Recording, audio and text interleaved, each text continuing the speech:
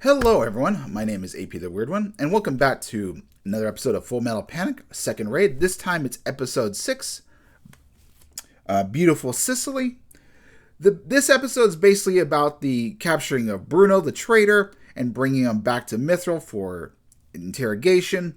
But there is also some matters of discussion in between, some good character moments, which we'll get into. And also, we get the introduction of a new a model based off the M9, wielded by a certain fellow. We'll get into him later. He's very important. This is known as the Falk. This is arguably the coolest AS. I thought the Shadow was good, but this beats it out. This is a very cool machine. I love the kind of reminiscent sort of Batman. So, with that out of the way, let's talk about kind of like the little more beginning of the episode, and then we'll talk about the middle, the car chasing and everything, and then some character moments. So, in the beginning, we have Mithril discussing the leak, what happened with Bruno, who's to blame, what's to happen going forward, and there's also a couple of character moments regarding with Kamina, and also with Tessa. So, they don't know exactly who's to blame. Like, they could blame the intelligence division. They could blame Tessa for not realizing things, even though she's never met the guy in person, so she really couldn't tell. Regardless of the fact, someone is to blame, but they said, like, all right, we make mistakes. Mithril's a mercenary organization, so it's going to happen. Let's just move forward and go and take care of it. And so we agree upon it, but they also kind of criticize Tessa, thinking that she is not fit for the role, but she wants to be there. We also learned that one of Mithril's commanders is an uncle of hers, and he kind of wishes that Leonard was aboard, even though Leonard is doing something else. Very shady, but there is reminiscence about that. And they also discuss about Kamina, like, or protection with Sosuke, like, should he be on board? And my ultimate thought process, the person who gets to decide all of this should be Kamina's father, who is part of the UN. I kind of surprised that she's not with him, like that he would want her to be her next to her, but I think their family relationships a bit strained. So I don't know. I ultimately think it's his decision, not necessarily Mithril's. That's me personally. But moving on, we get to the spy scenes. I thought there's going to be a little bit more cat and mouse, but it's really straightforward. They're in Sicily. One guy introduces her to Mao, who's in disguise, and I recognized her immediately because of her eyes. Like, this is Mao. They capture the bastard. They go on the escape. They're surprised to see Sosuke there because they realize he had tests in Japan, but, they're welcoming to his help. And he provides a vehicle, a very slow vehicle, and they're getting chased by like 13 cars. I'm like, and the glass is all bulletproof. It's like, man, we need to go faster. I'm like, well, you could. Sosuke's like, you could dump the weapons. It's like, shouldn't you mention that sooner? I'm like, well, yeah, okay. And so they got some pretty badass guns. The chase scenes are absolutely gorgeous, amazing. Chef's kiss, very fun moment. But during the car chasing scene, we do get a little bit of an annoying factor at first. And that's when we got back to school. Kamina is worried about Sosuke not being there. And her friend Kyoko's like, well, why don't you just call him? And she calls him up, and Sosuke and Kamina have a conversation. She's worried about him.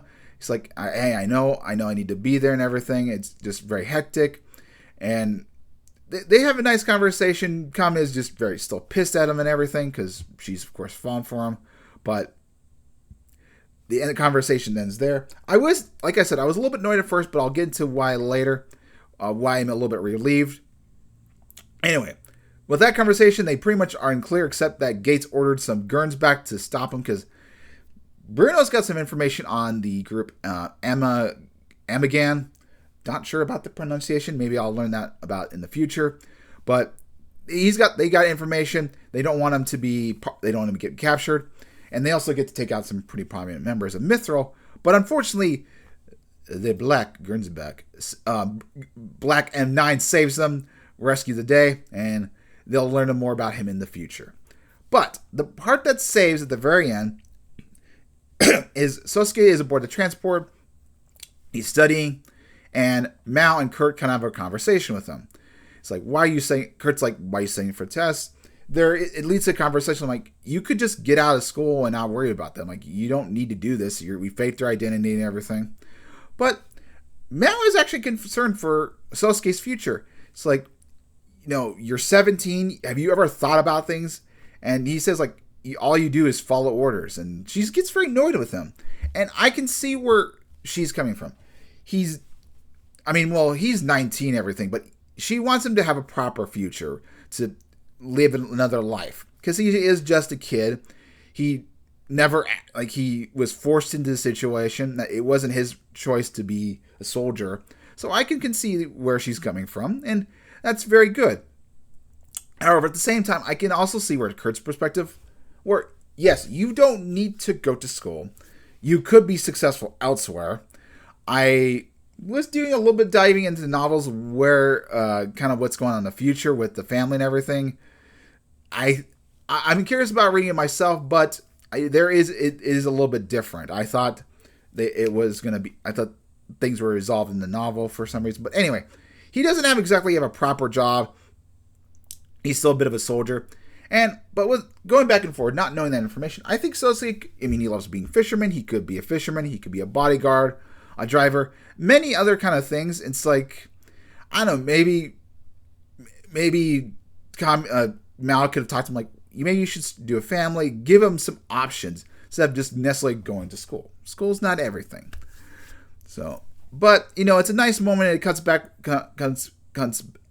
not a V. It cuts back, goes back to what Kamina calls them and everything. That nice moment. So there is some good character development. So it's a good blend of character and action. But with that, I'll see you guys next time. Have a wonderful rest of a wonderful Wednesday. Have a good night and everything. I'll see you guys back later for a couple of hours. If you're, on the West Coast, we'll be doing the next Digimon Liberator novel, along with some other little business to housekeeping, some small fun stuff. But yeah, if you're not interested in that, I'll catch you guys on Friday for the next episode 6. With that, like, comment, subscribe, and God bless you all. See you guys next time.